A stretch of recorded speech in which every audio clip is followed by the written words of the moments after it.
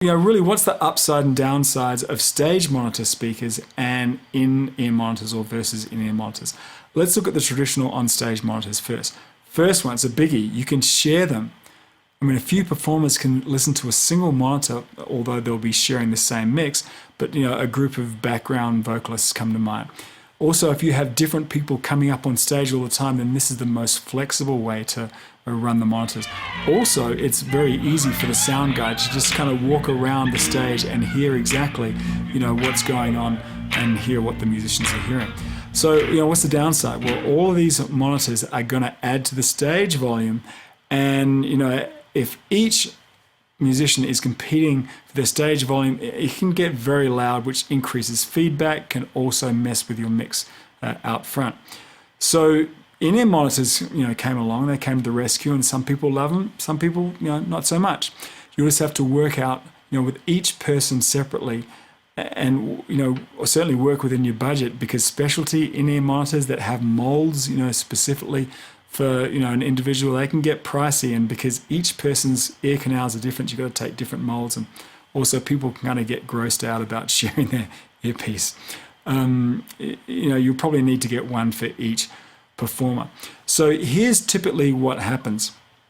You might have a few constant performers who love their in-ear monitors, and you can justify the investment, and then just have a few stage monitors set up for players who tend to play in rotation. I mean, even just a few performers using in-ear monitors, can help lower the stage volume, which, kind of helps everybody out. Oh, by the way, I also need to mention that in-ear monitors are great for a performer who loves to move all over the stage. With a wireless belt pack, the performer's monitor mix really goes wherever they can go. They just wander around, their mix is always with them. Now, after everything we've seen, you can see that the stage is a pretty busy place. We have all our performers, all of their instruments plugged into our input box, all the monitors, but just forward of our stage are our main speakers pointed out towards the audience.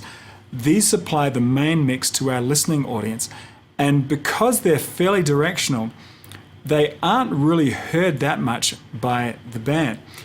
In fact, look at the way the monitors and the main speakers are pointed. The monitors are pointed towards the band, and the main speakers are pointed out towards the audience. If all goes to plan, then both groups of people, the band and then the audience, only really hears what they're supposed to hear. And that's why you want to keep your stage volume under control. You want to bring that down. You don't want these guys competing in levels, the monitor and the main speakers. Now, at a major rock concert, the level out front is so loud that the stage volume is, it's negligible. It won't really come into the equation. However, I've mixed in quieter settings, like maybe a church or something like that, where they want to keep the main volume down and the main speaker.